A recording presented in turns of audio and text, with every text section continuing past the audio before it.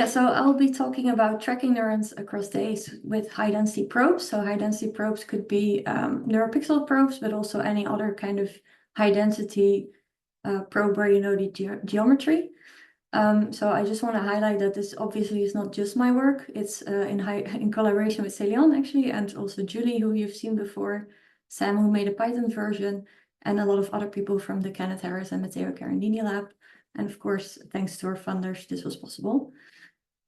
So first, I would like to take a step back and go to back to spike sorting, which was talked about yesterday. So if we again have a probe going through the cortex, hippocampus, and thalamus in this case, you can illustrate the probe in a schematic where neurons are scattered around this probe. And the goal of spike sorting is to figure out which of these points that you record, which are the spikes, belong to which of these neurons. And to do this, we have many spike sorting methods now, and Alessio already kind of highlighted a few other ones. But what we try to do with a UnitMatch or any other tracker is to now move this to chronic recordings and make an efficient way of figuring out if we now have two recordings from the same populations of neurons, how do we know which spikes here belong to the same neuron as the spikes here? One method that was used before to do this, if you have, for example, two recordings of chronically implanted recordings, is to concatenate the data together and then spike sort it as you would normally spike sort one session. And this could work. So this way you could find which of the neurons spikes across the two recordings. However, if you now scale this up to like many recordings, so sometimes we can record for months from the same mice, this is no longer scalable. It's just not possible to spike sort that many recordings together. And I have tried, don't try this at home. It's really frustrating. So to tackle this problem, the last 2 years, we have designed a method to do this, but we're not the only ones. So I just want to highlight another method that was developed in the last 2 years. This is from Augustine Yuan and Jennifer Colonel in a group of Tim Harris. They gave a talk last year about this as well at the NeuroPixels course. So I would recommend looking back this as well and check out their publication, because for your data set, this method might be more suitable. So definitely check this out as well. And the link will be here once the slides are online. But now back to UnitMatch, because I know more about that one. UnitMatch is an algorithm that's existing of 3 different steps. So we have pre-processing, matching, and tracking. The pre-processing is based now on spike sorting data from individual spike sessions. So rather than concatenating all your data, you spike sort individual sessions separately. And you need to extract a spike waveform from every unit in 2 halves of each recording. And if you also run bombcell or spike interface, these tools can do that for you. If you don't, UnitMatch provides a function to extract the spike waveforms because we really need the 2 spike waveforms per unit.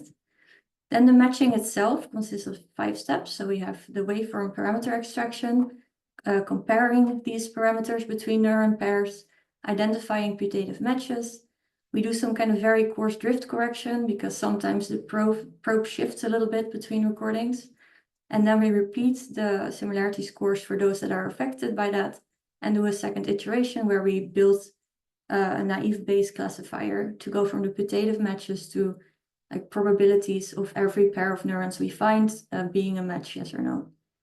A new part of this algorithm since the preprint and since last year is the tracking part.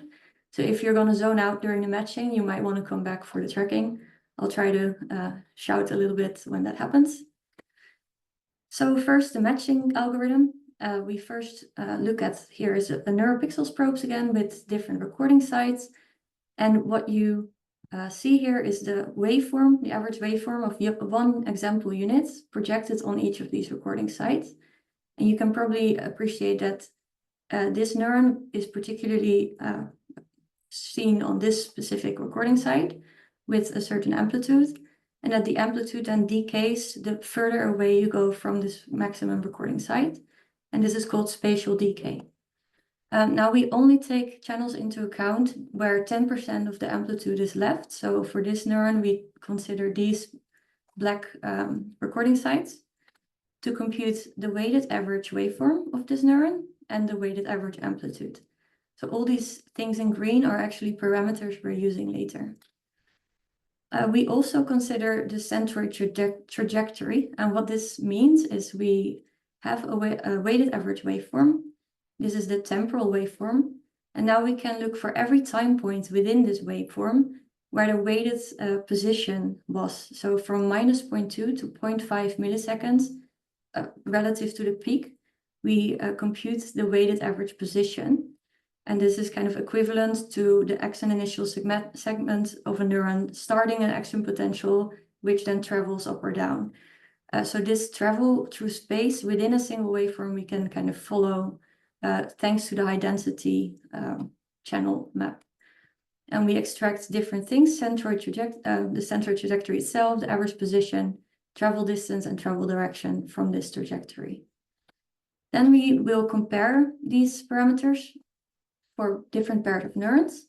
So first we're considering the neuron here in black again, and its closest neighbor within the same day. And you can already appreciate that these two waveforms are very different, and also these two trajectories are quite different. Such that the individual parameter scores, the similarity scores of these parameters, are usually quite low, except for centroid location, because they are the closest neighbor, so they are quite close together. But on average, it leads to a total score well below 1. If we now consider a neuron from the different day, we can find one neuron that is actually very similar to our original neuron. This is the best match. The waveforms are very similar, and also the spatial trajectories are quite similar. And overall, the total score is quite high. We can visualize this for all the neurons. So here we have a plot of the first half of each recording for day 1 and day 2. And every column here is a different neuron. And this is the second half for day 1 and day 2. Again, every row is a different neuron. The main diagonal shows the cross-validated total score for the units themselves, so the units that were found by kilosort. And the off diagonal here shows which units between or across day 1 and across day 2 are having very high total scores. And this is these neurons are sorted first by day and then by depth on the probe, which is why you find some kind of diagonal. So you can already see that neurons tend to have very high total scores when they are actually the same neuron. And across days, we find some neurons as well with high total scores. So we use the within-day information to find the thresholds above which we expect neurons to be the same. So we have the data from within. So we take the neighbor's total score in the same unit, and we look where do these two probability of these distributions cross, and apply this to the across-day data to find potential matches and potential neighbors. This now gives us kind of potential units, but as you can see, it's quite noisy and it's not really perfect yet. So we go back to the original parameters, the 6 parameters we extracted, and we build probability distributions for these. So here are all the neurons with a lower than threshold score, so the non-matches, and here are all the neurons with a higher than the pairs with a higher than threshold score, so the potential matches. And you can see that these distributions are quite different for each of the parameters. And now we're using these probabilities and we plug them into a naive Bayes classifier. And you can hopefully already see that the matrix is cleaned up quite nicely. So we see very high probabilities on the main diagonal. So the same neurons were found back within the same day, which is a good control. And we find some neurons across the 2 days that have very high probabilities. And these are now most likely the actual matches across days. Here is again the same plot as before, but now for the match probability. And you can see that this method really binarized to the two things. Of course, we want to make sure that our matching method is doing something useful and something good. Because now we've only looked at the waveform parameters, and we thought this is great because now we can maybe use functional information to validate that the method of matching works. So what we did is we looked at the interspike interval distribution. So this is how fast does a neuron spike again if it just spiked. And this is for one neuron, the first half of this recording session versus the second half of the recording session. And you can see that these distributions are very similar. If you now take a different units from the same day, you can hopefully already see that the distribution is quite different. So if you correlate these two traces, the correlation will be relatively low. And now we have again our match across the 2 days, and hopefully you can see that it's quite correlated again. So this will give a high correlation value. This is true across the data. So this was just 3 examples, but if we do this correlation of these two for the same units within days, different units within days, and matches across days, you can see that matches and same units have very high correlations. This difference in distribution is actually so different that so large that we can use this score, the correlation between the ISI curves, to kind of predict whether 2 units would be a match or not a match. And we can do that with a AUC or accuracy more or less close to 1, where 1 is the maximum for both same units within the same day and units across days. Here now we show for one example mouse the AUC value, which is quite high for different pairs of days. So here you can see the difference in the number of days between the 2 recordings. And you can see that this AUC value remains quite stable and quite high. This means 2 things. It means that the ISI functional score remains really stable for individual neurons. And it means that the matching was done quite accurately. Otherwise, we couldn't find this stability. Here we summarize this for multiple mice. Of course, some mice have noisier data, but that already starts then the AUC already is lower even within the same day. So now I'm going back to the tracking. So if you zoned out, it might be a good moment to come back.